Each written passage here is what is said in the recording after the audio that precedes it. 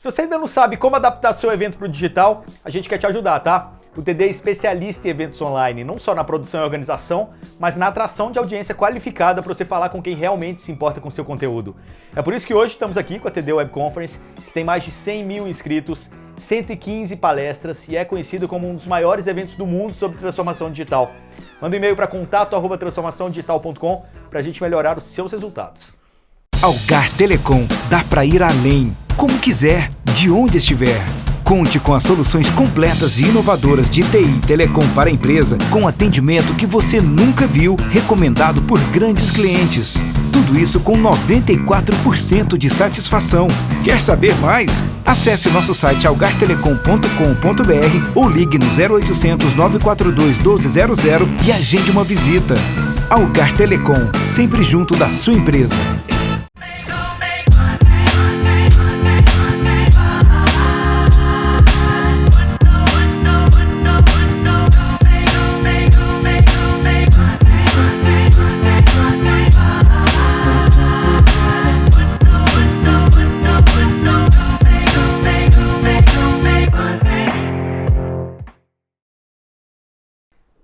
E aí pessoal, bem-vindos a mais um conteúdo da TD Web Conference. Eu sou Igor Lopes, estou aqui com vocês nessas mais de 80 conversas aqui com esses especialistas super legais que a gente chamou para o evento.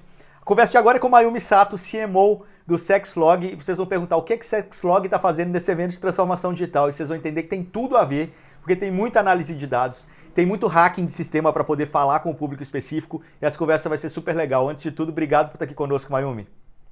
Obrigada a você pelo convite. Bom, quem quiser se conectar conosco e continuar essa conversa, nossos LinkedIn estão aqui do lado, tem também o chat, pode mandar pergunta, pode mandar sugestões, pode fazer comentários, e tem também o grupo do Telegram do Transformação Digital, por lá a gente está sempre comunicando, entregando mais conteúdos relacionados à transformação digital para vocês também. Bom, Mayumi, a gente estava falando sobre Sexlog, né? Não vou perguntar aqui quem conhece Sexlog, né? Mas de repente sempre vai ter aquele amigo que conhece, né? Aquela coisa assim. E a gente ouviu muito falar nesse momento de pandemia, assim, de um outro site, né? O Pornhub, que acabou abrindo assinatura em alguns mercados porque era um momento que as pessoas estavam procurando esse tipo de solução, né? O que vocês têm visto no Sexlog? Aumentou para vocês? O coronavírus foi algo positivo no sentido de negócios, assim? Se é que se pode falar isso, né? Bom, o coronavírus, esse momento de pandemia assustou a gente, como assustou, acho que todo mundo, né? Então, a gente fez, a princípio, se preparou para o pior, mas, de fato, o que aconteceu foi que as pessoas, permanecendo mais tempo em casa, elas enxergam no nosso negócio, no nosso serviço, uma possibilidade de ampliar os seus horizontes mesmo dentro de quatro paredes, né? Dentro do próprio quarto, através de um computador. Então, a gente tem visto, sim, o nosso tráfego aumentar muito, a gente está aumentando cerca de 20%, eu acho, desde que isso tudo começou, o que para nós, né, que temos já uma base de 12 milhões de pessoas, é bastante gente, né? Então, a gente já viu o nosso tráfego variar em algumas ocasiões específicas, mas agora se mantendo nessa tendência para cima, é a primeira vez isso está acontecendo.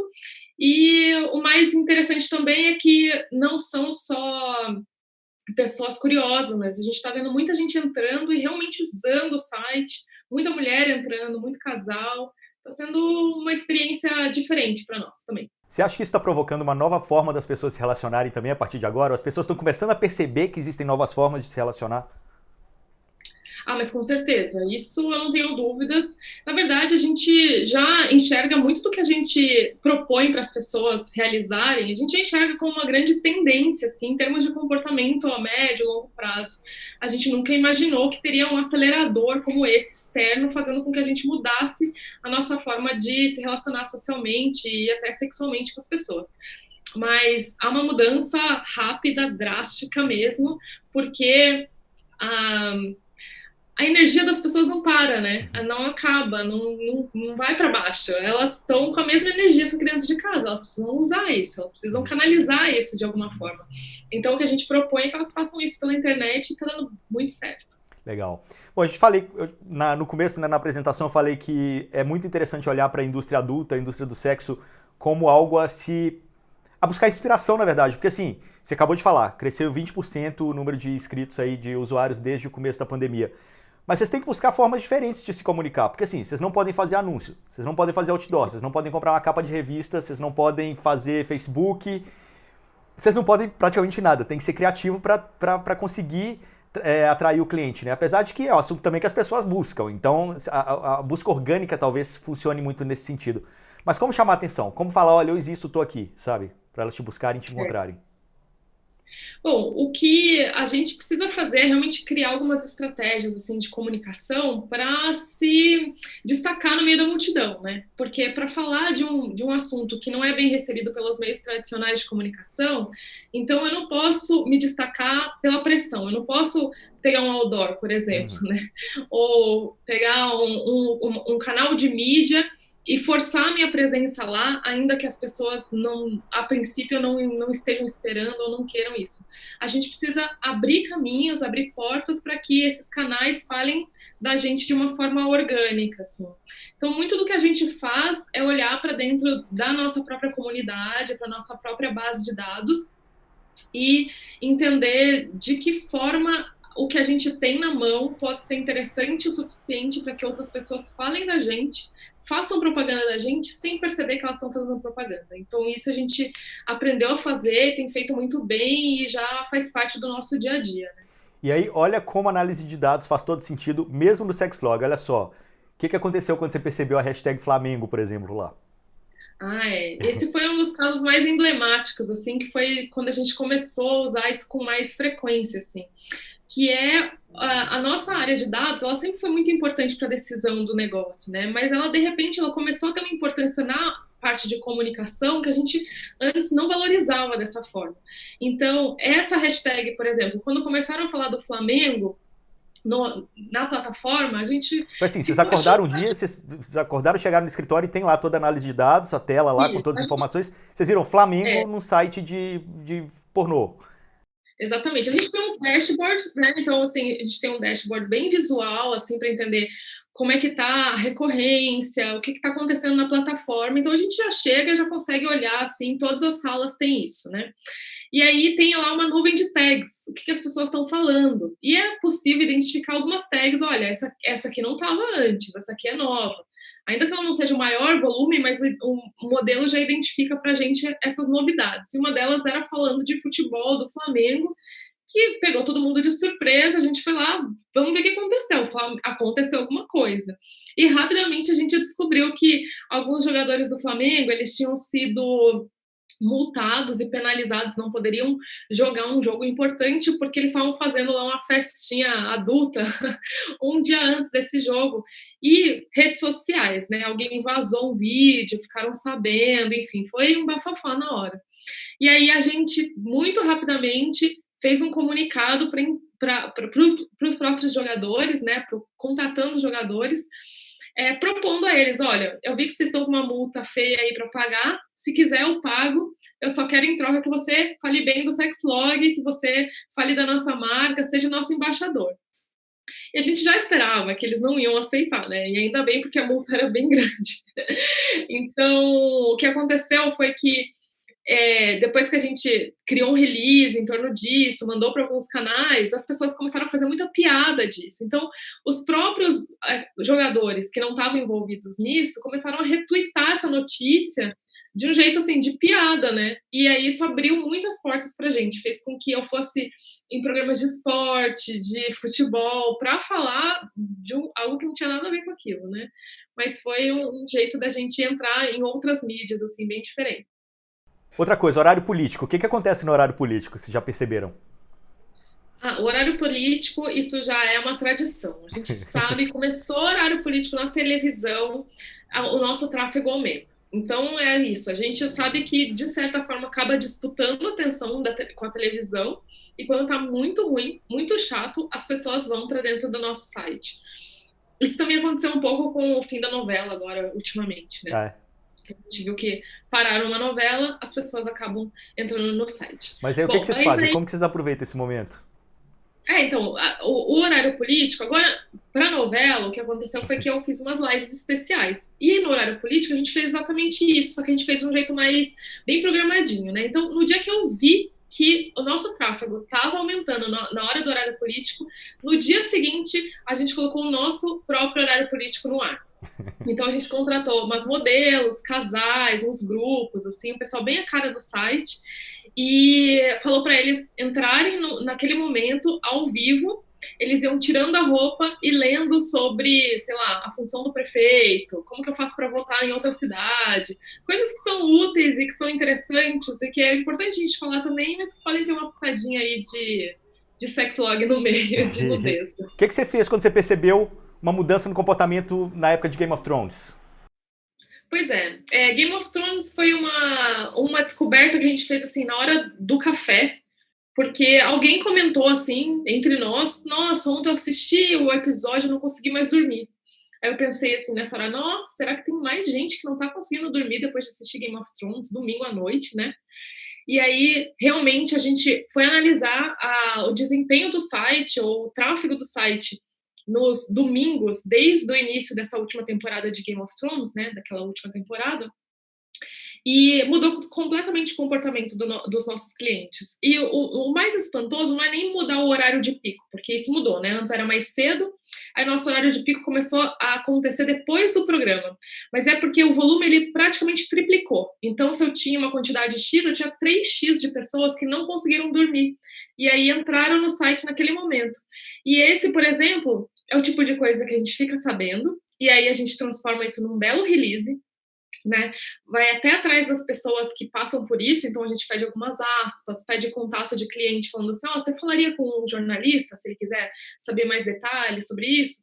E aí a gente dispara isso para a imprensa, que publica em todos os canais de comunicação, né? Então esse é o tipo de coisa que a gente entende que é uma grande oportunidade para a marca, essas pequenas descobertas, mas que é bem trabalhada, sabe? A gente manda com imagem, manda tudo muito certinho e é publicação na certa. Hoje a gente tem praticamente uma publicação a cada 2 dias, uma publicação grande, assim, falando do sexlog em grandes portais e tudo mais, pela quantidade e volume de descobertas e análises que a gente faz de dados mesmo, né? Perfeito, isso tudo é inovação, né? Isso tudo é olhar para a mesma função de marketing ou de PR de uma forma diferente.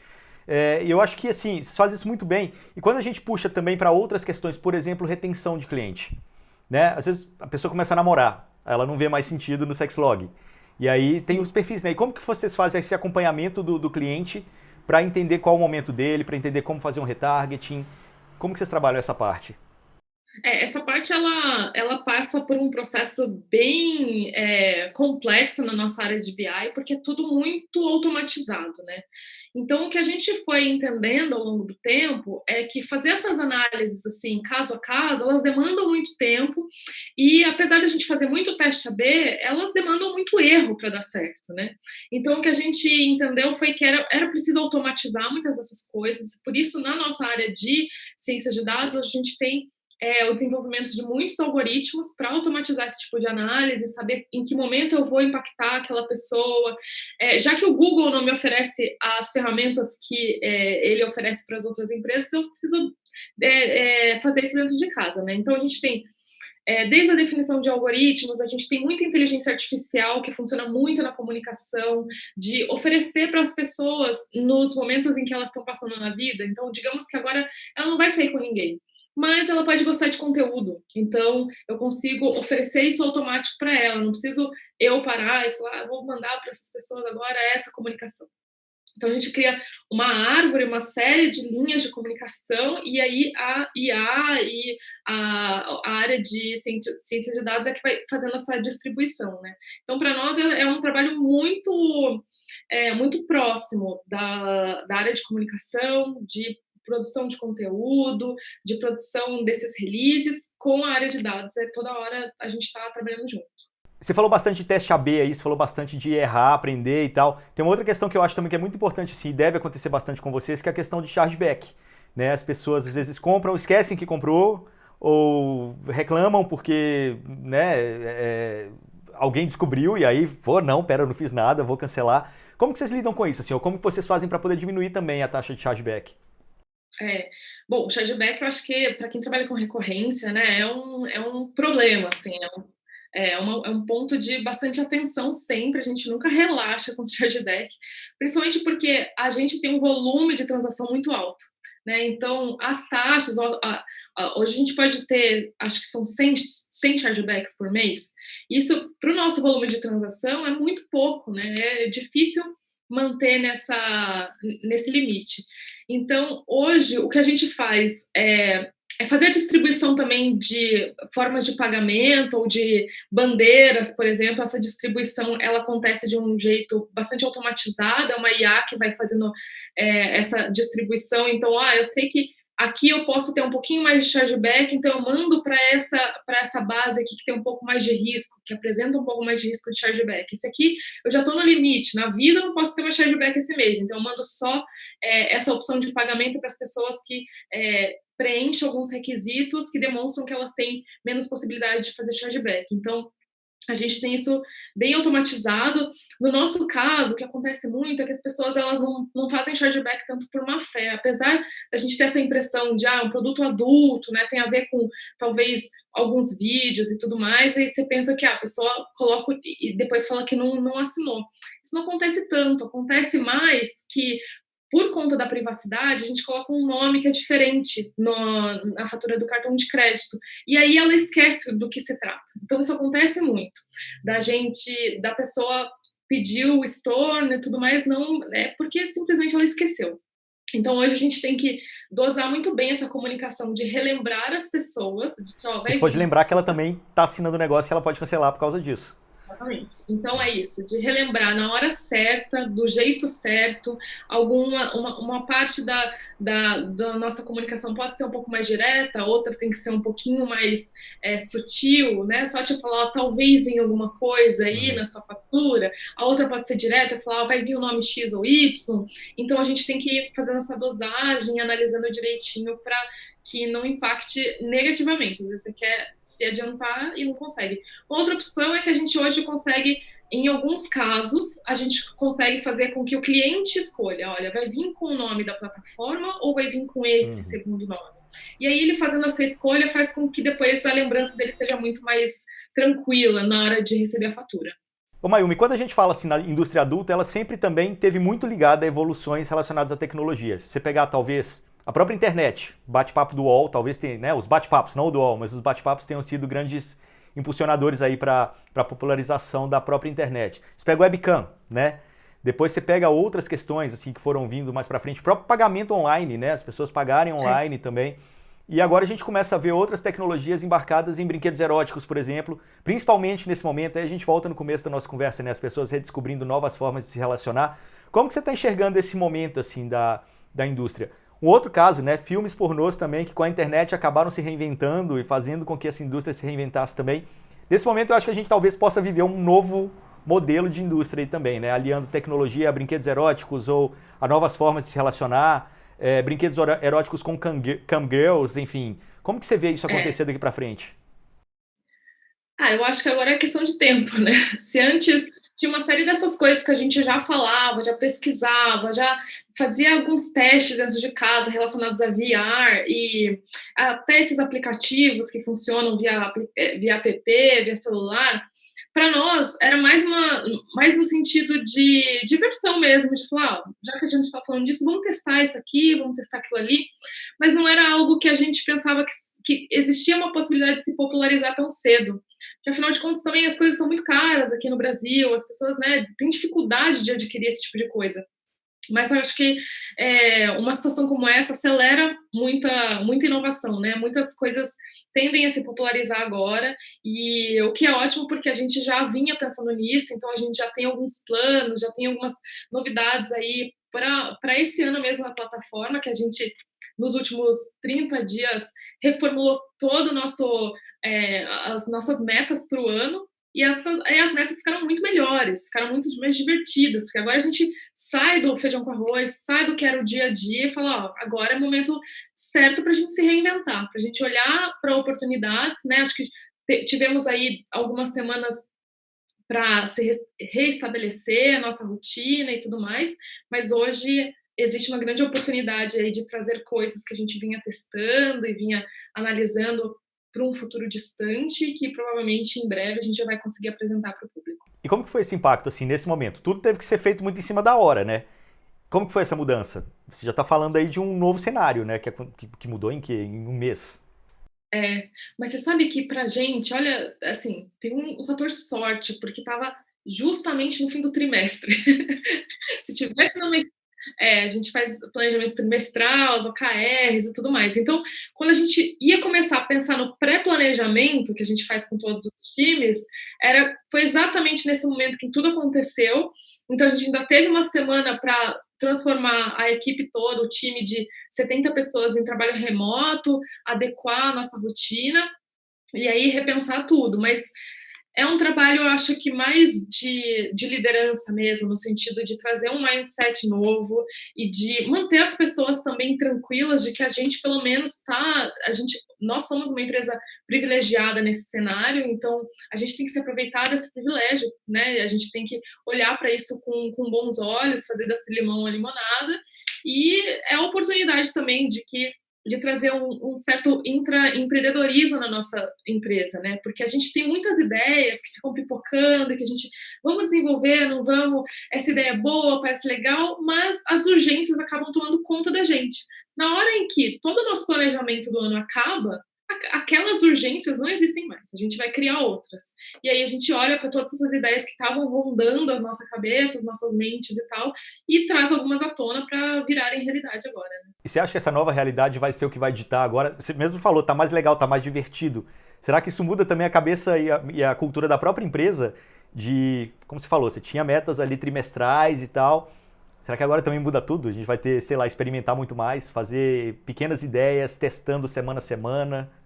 Sim, sim. Antes eu acho que nesse trimestre a gente já repensou até a forma dos nossos objetivos, métricas e OKRs. As coisas estão muito mais abertas à experimentação. Então, apesar de eu continuar definindo objetivos muito claros para o fim do trimestre, mas eu defino assim, é o crescimento X ou Y da área X ou Y, mas o que a gente vai fazer durante o trimestre para alcançar isso está muito mais solto, está muito mais aberto à experimentação, porque é isso, é uma semana passa e já não faz mais sentido. Isso aqui estava vinculado à comunicação disso ou daquilo, e aí agora parece que está tudo mudando. Então não dá para ser mais engessado, né? Eu acho que a gente sempre foi muito flexível, por isso que essa mudança também veio de um jeito mais natural, no nosso caso, mas agora a gente traz mais flexibilidade, mais possibilidade de errar e acertar num período mais curto de tempo, porque um trimestre ele vai representar muita coisa. Talvez o que a gente está definindo agora, no próximo já não faça o menor sentido, né? Então, é um ano e um trimestre praticamente que a gente está fazendo agora. Porra, aqui a gente tá vivendo um ano e um dia, tá alucinante, assim, esse ritmo que a gente tá vivendo, né? Mas como que você tá trabalhando essa questão da inovação no time também, assim? Como que você tá estimulando isso neles para que essas ideias venham à tona, possam ser aproveitadas? Você fez alguma coisa diferente? Mudou alguma coisa aí na sua forma de trabalhar com o seu time? Não, assim, acho que a gente só intensificou algumas ações que antes eram mais pontuais. Então, um exemplo que eu posso dar é que, algum tempo atrás, surgiu a ideia de um aplicativo, de alguma coisa que a gente trouxesse uma dinâmica um pouco mais jovem para o Sexlog, porque ele é todo baseado em site mesmo, né? Por conta da natureza explícita dele, a gente não consegue colocar nas stores. Então, foi a ideia e a iniciativa de um grupo de pessoas que a gente criou uma empresa nova chamada Isus, que é um aplicativo com o mesmo objetivo para casais, para gente que quer se divertir por aí, mas que tem uma dinâmica totalmente diferente. Então, a gente validou essa ideia com eles e tornou eles um grupo independente. Então, eu acho que uma coisa que se acelera nesse momento é a gente olhar para essas ideias e dar a oportunidade das pessoas formarem grupos independentes para validar novidades, para validar coisas que, se elas se mostrarem capazes de gerar alguma atração, alguma coisa assim, a gente tornar esses grupos independentes e podendo criar suas próprias metas, e aí a gente, enfim, crescendo mesmo. Porque por trás do Sexlog a gente tem uma venture, né? Uma venture builder, então a gente tem outros projetos, outros negócios, e acho que um jeito de manter a inovação na nossa cabeça, assim, o tempo inteiro, é a possibilidade de que, se eu criar, se alguém do meu lado criar uma coisa muito legal, isso se tornar parte da venture. né? Então não tem limite.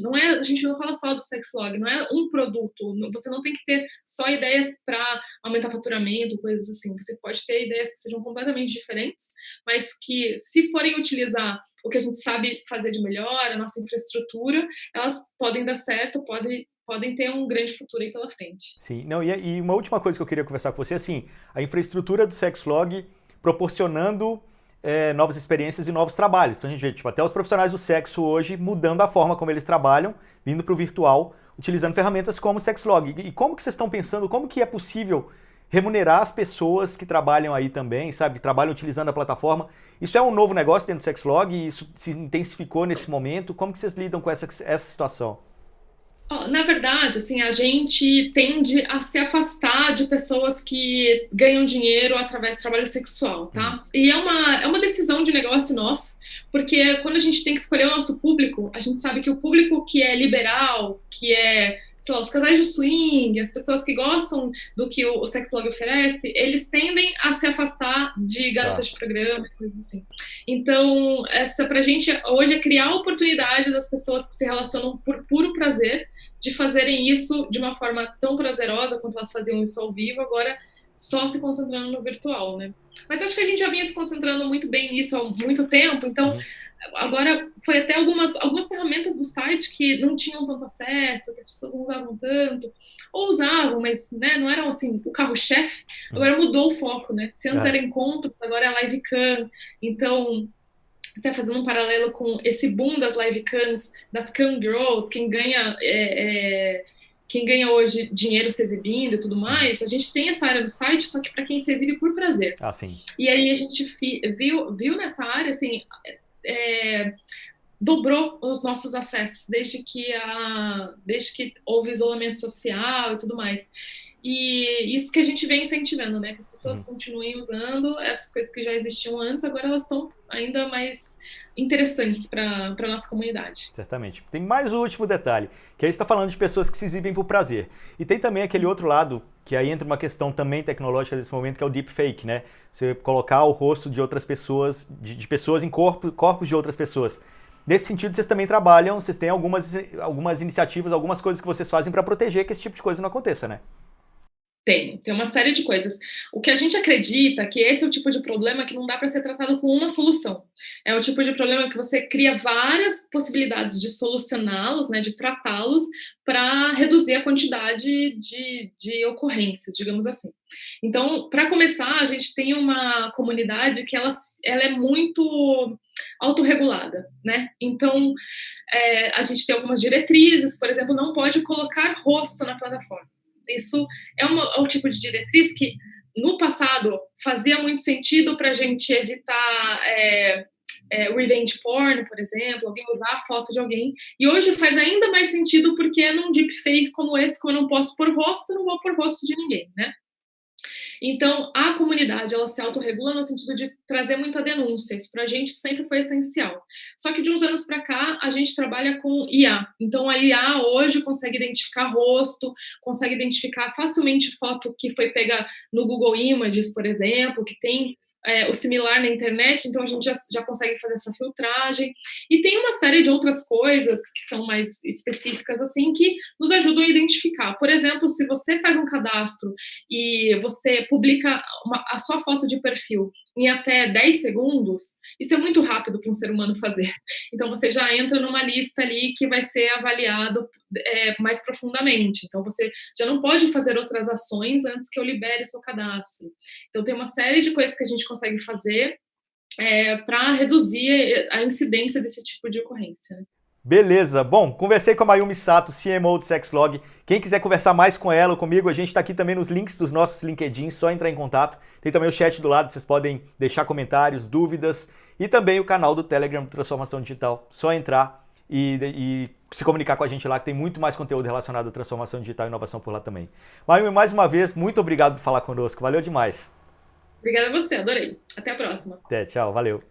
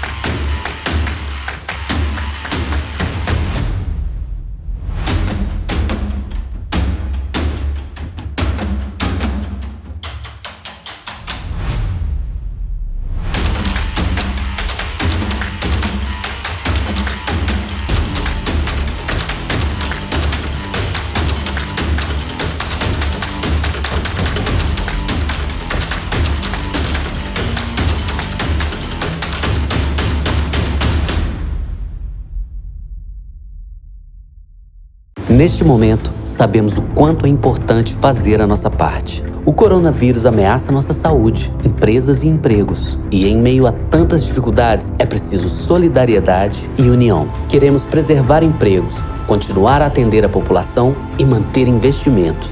Porém, gostaríamos de fazer mais. Para isso, precisamos do apoio de todos, especialmente daqueles com poder para tomar decisões. CNC, Federações, SESC, SENAC. Trabalho a favor do Brasil.